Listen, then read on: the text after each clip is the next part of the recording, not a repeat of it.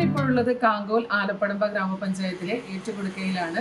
ഇവിടെ ഈ നാട്ടിൻ പുറത്ത് നിന്ന് വെള്ളിത്തിരയിലെത്തിയ ഈ ഗോപിനാഥൻ ചേട്ടനെ പരിചയപ്പെടാനാണ് ഇവിടെ എത്തിയിട്ടുള്ളത്. നമസ്കാരം. നമസ്കാരം. അപ്പൊ എങ്ങനെയാണ് ഈ ഒരു നാട്ടിൻ പുറത്ത് നിന്ന് വെള്ളിത്തിരയുടെ ലോകത്തേക്ക് എത്തിയത്? തെരുവ് നാടകത്തിലും അതുപോലെ തന്നെ സംഗീത ശില്പം, അങ്ങനെ ഓട്ടം തുള്ളൽ, കോൽക്കളി, പൂരക്കളി, അങ്ങനെ വിവിധങ്ങളായ ഒന്നും കാര്യമായിട്ട് അഭ്യസിച്ചിട്ടില്ലെങ്കിലും പ്രത്യേകിച്ചിട്ട് പരിശീലനവും സിദ്ധിച്ചിട്ടില്ലെങ്കിലും അങ്ങനെ ചിലതൊക്കെ പരിപാടി പങ്കെടുത്തുകൊണ്ടാണ് ഈ രംഗത്തേക്ക് വന്നത്. ഒരു 9ാം 10ാം ക്ലാസ്സിൽ പഠിക്കുമ്പോൾ തന്നെ ഒരു സംഗീത ശില്പത്തിൽ അഭിനയിച്ചുകൊണ്ടാണ് ഒരു തുടക്കം എന്ന് പറയാവുന്നത്. നമ്മുടെ കണ്ടംകൊച്ചി നാരായണൻ്റെ നേതൃത്വത്തിലുണ്ടായ ഒരു ടീമിൽ വളരെ അതിലേറ്റവും കുഞ്ഞായിട്ട് ഞാൻ അഭിനയിക്കുകയുണ്ടായി. വളരെ ശ്രദ്ധേയമാവുന്ന രീതിയിലാണ് ആ പരിപാടി പോയിട്ടുള്ളത്. എങ്കളെ കോളനി മെമ്പർ തമ്പുരാൻ വന്നേ എങ്ങൾക്കൊരു വീട് വെക്കണ കാര്യം പറഞ്ഞൊക്കെ പറഞ്ഞുകൊണ്ടുള്ള ഒരു പാട്ടാണ്. അതായത് അന്നത്തെ പട്ടികവർഗ കോളനിയിലൊക്കെ വീട് വെച്ച് കൊടുക്കാമെന്ന് പറഞ്ഞുകൊണ്ടുള്ള പറ്റിക്കൽ പരിപാടി ഉണ്ട്. അതിനെതിരായിട്ടുള്ളൊരു സമരവും കൂടി, അല്ലെങ്കിൽ ഒരു പോരാട്ടം കൂടിയായിരുന്നു, അല്ലെങ്കിൽ ഒരു പ്രചരണ ശില്പം എന്ന നിലയിലാണ് പരിപാടി പങ്കെടുത്തിട്ടുള്ളത്. നാടകത്തിൽ നിന്നും സിനിമയിലേക്ക് എങ്ങനെയാണ് എത്തിയത്? സിനിമയിലേക്ക് എന്ന് പറഞ്ഞാൽ അപ്രതീക്ഷിതമായിട്ട് നമ്മളെ എന്താ പറയുക, അന്തർമായ എന്ന സിനിമയിലെ ശിവകുമാർ കാങ്കോൻ ഡയറക്ടർ പറഞ്ഞ ഒരു ദിവസം വെള്ളൂർ ഒരു ഒഡീഷൻ ഉണ്ട്, അതിൽ പങ്കെടുക്കണം പറ്റുമോ ചോദിച്ചു. എനിക്ക് സിനിമയായിട്ടൊന്നും ഒരു ബന്ധമില്ല. നാടകം നൂറുകണക്കിന് തിരുനാടകവും അമേച്ചർ നാടകവും വിൽക്കലാപനം ഉൾപ്പെടെ മറ്റ് കലാരൂപങ്ങളിലെല്ലാം പങ്കെടുത്തല്ലാതെ ഈ സിനിമയായിട്ടൊരു ബന്ധം എനിക്ക് അതുവരെ ഉണ്ടായിട്ടില്ല. കാണുന്ന ബന്ധമല്ലാതെ മറ്റൊരു ബന്ധവും, പിന്നെ ഒരിക്കലും ഒരു സ്വപ്നേബി പോലും സിനിമ എത്തണം എന്നുള്ള ഒരു ചിന്തയും എന്നിൽ ഉണ്ടായിട്ടേ ഇല്ല. അപ്പോൾ പോയി ഓഡീഷനിൽ പോയി, അതിൽ സെലക്ഷനായി. ചെറിയൊരു വേഷം ഹരിശ്രീ അശോകൻ്റെ കൂടെ കയ്യൂരാണ് അതിൻ്റെ ഷൂട്ടുണ്ടായത്.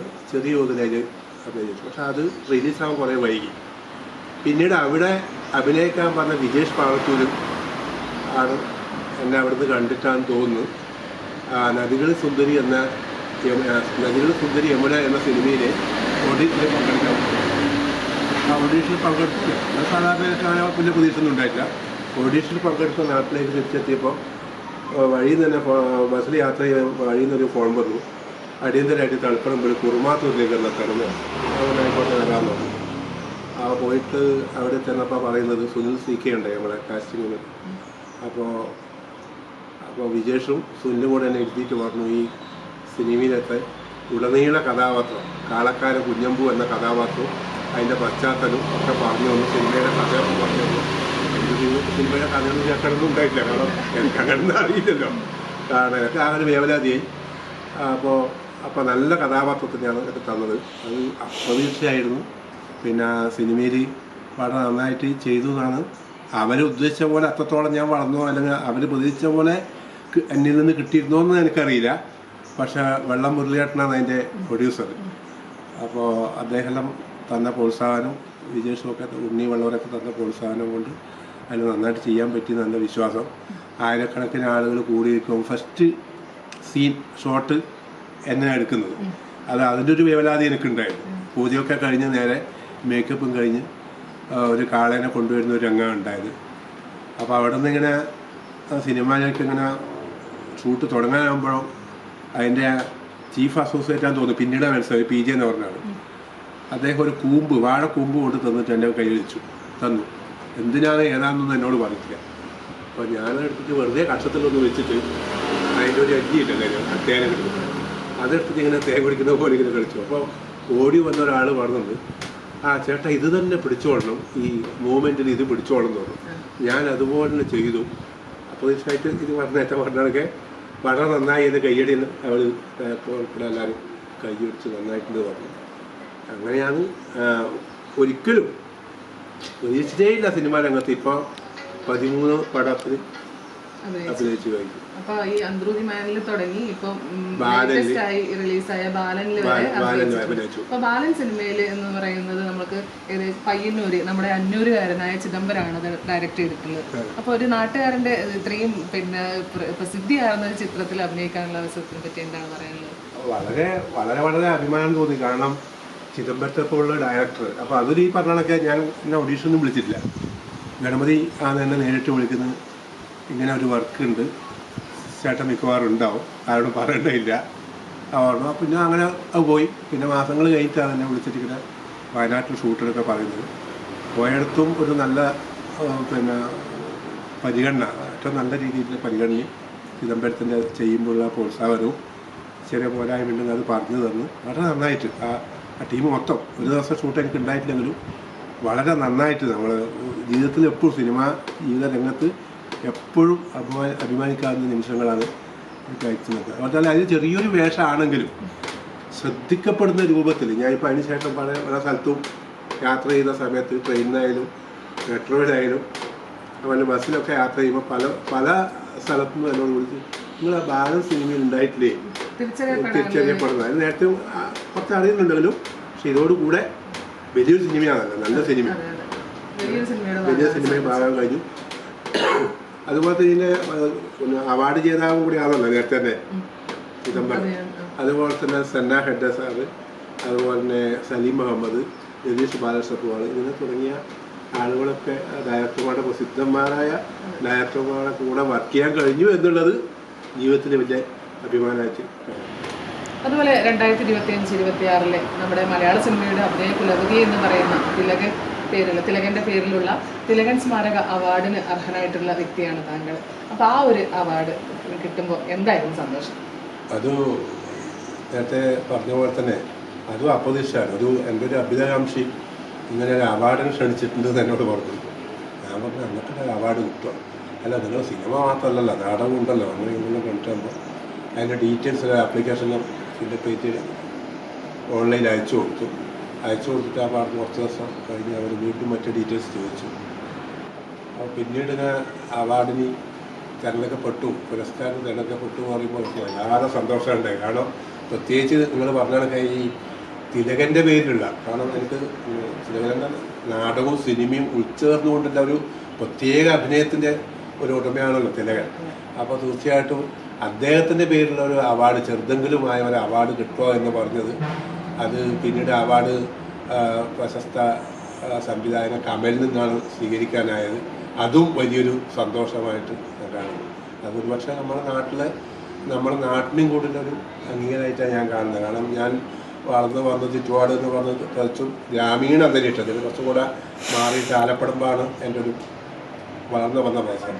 അവിടുത്തെ യുവതാര ക്ലബ്ബ്, അവരുടെ ബാലസംഘത്തിൻ്റെ പ്രവർത്തനം, വേൺതുമ്പിയുടെ പ്രവർത്തനം, പിന്നീട് ആതിരകല ക്ഷേത്രത്തിൻ്റെ പ്രവർത്തനത്തിൽ നാടകത്തിൽ വന്ന് തിരുനാടകത്തിലും അമേച്ചർ നാടകത്തിലും വന്ന് വെള്ളത്തോൾ നാടകവേദി, അങ്ങനെ പുകാസ, അങ്ങനെ ഇല്ലാവരെല്ലാം കൂടി ചേർന്നുകൊണ്ട് സാധാരണക്കാരനല്ല നമ്മുടെ നാട്ടിൽ പ്രത്യേകത വെച്ചാൽ സ്റ്റേജിൽ കയറാത്തവർ കുറവാണ്. ഈ ആളുകളെല്ലാം നമ്മുടെ കൂടെ പല വേദികളിലായിട്ട് പലതിനായിട്ട് സ്റ്റേജിൽ കടന്നു കൂടുക എന്നുള്ളതെല്ലാം അഭിനയിക്കുക എന്നുള്ളതൊക്കെ പറഞ്ഞത് ആ ഒരു അങ്ങനത്തെ ഒരു നാടാണ്.